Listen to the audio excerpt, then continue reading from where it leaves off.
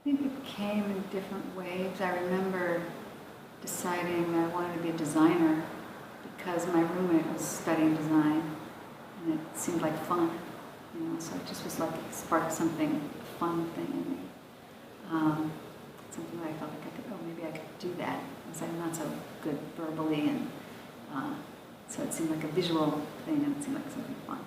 So there was that, and then how I started the clothing, how the clothing thing sort of came to me. I was on a trip in Japan, and I became very fascinated with the kimono, the shape of the kimono, and it was just simple, and a simple aesthetic, and a simple kind of design. And, I just wanted to bring that. I just felt like I resonated with that. And so I had been struggling with clothing, you know, trying to be a professional woman, designer, you know, and, then I was doing interior design and graphic design.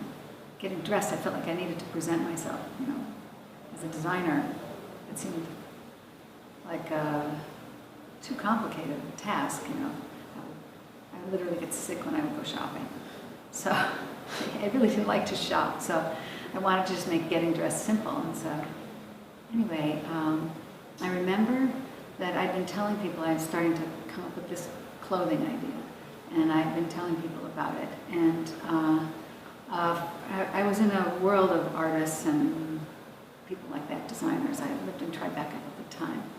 And so I had a lot of friends like that, sculptor. It was a sculptor friend of mine that took me to the boutique show. And so I was walking through the boutique show, and I went, oh, I could see what I could do, how I could do this. I could just make my clothes and hang them up here, and people would see them, because I knew that I couldn't just design them and take them to stores or something like that. So it was an idea, it was a way I could put the concept out. I could sort of see it, it became real in my mind.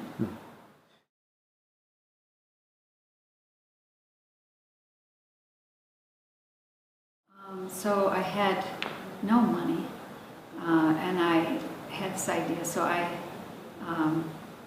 had friends that, like I was talking about, and they introduced me to other people who did, you know, sewing and pattern making, and and then I had to raise money.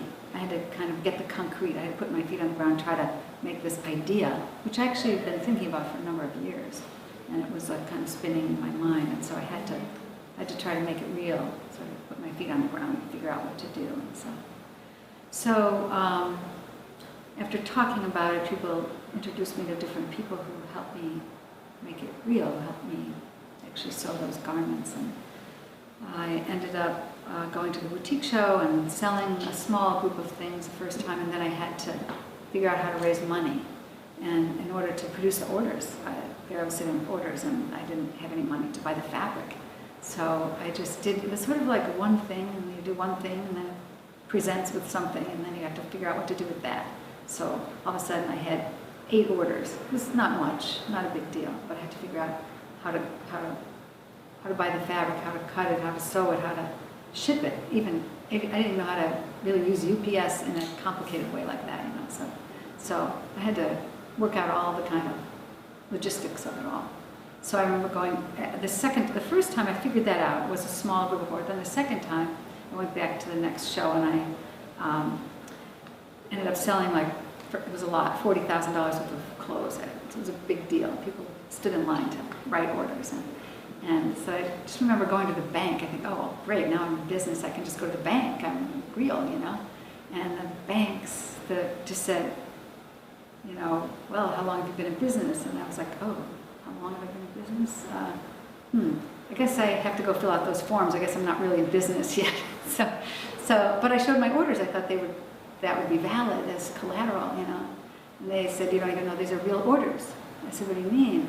I said, well, they would say, have you checked credit on the orders? Do you know if these stores are even in business? And I hadn't thought of that. So it was really like that, one step at a time. And then someone would ask me a question, I go, well, wow, I hadn't thought of that. Let me think of what to do. So anyway, that's sort of the beginnings, is that, and then it really just kind of went from there. It was that kind of thing of one step at a time, you know, talking to buyers, getting the feedback, did that work? Did people buy it? Who were those stores? Where were they ordering from? What did they like about it? And then just trying to figure that out and figure out what else to do and where to go and like that.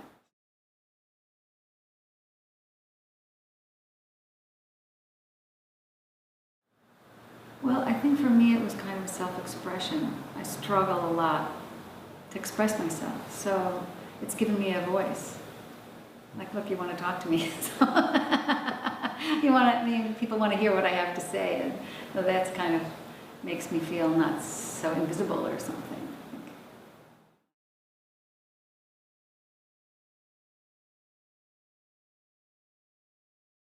I would say, I was thinking, a couple of things I'm thinking about is how important my friends were, how important those connections were, and how important to sort of find the picture, follow the picture, and take it one step at a time. Not feeling like you have to have it all sorted out. Just sort of follow the threads, kind of follow the threads. Yeah. I would also say that something that I didn't talk about that was really important to me is that I've been journaling and I've been in therapy, and that was kind of new for me just before I started the business. And I don't think I actually would have been able to have the confidence to even start if I hadn't been, taking that time for myself and getting that kind of guidance. So sort of support to, find my own path. And I think that having a guide or having a support system, both of those things are important.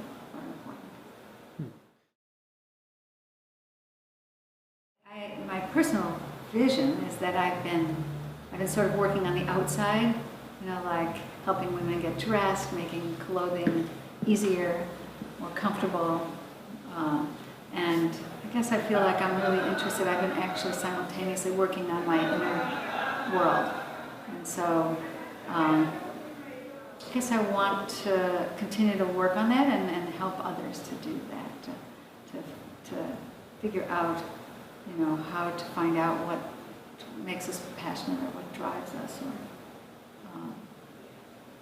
So I want to take that out to others and share what we know. And we've been building the company, and it's been a long road, and it's been many kind of ups and downs, and many more ups than downs for the most part.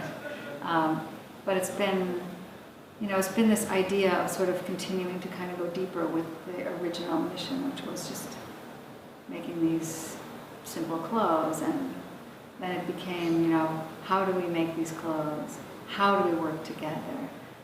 How do we create, this collaborative environment? Or how do we make a more sustainable business? How do we make a more sustainable clothing?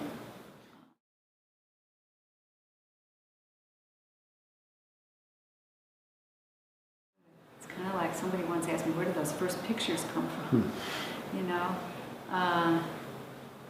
I think you follow your heart. You do one thing and then you notice. You're in a factory and you wonder, what's her life like?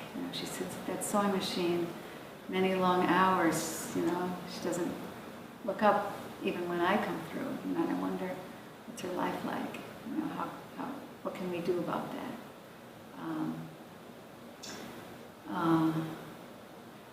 Same with the environment. I know that many people in our organization, I think one of the things is that the kind of work that I do or did, and how it began, it sort of, I think it touched people, the clothing, and it seemed to attract a lot of aligned kind of people.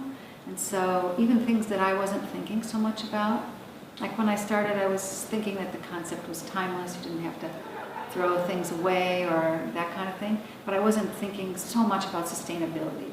I was thinking about natural fibers, that kind of thing. But other people who were drawn into the concept were passionate about sustainability.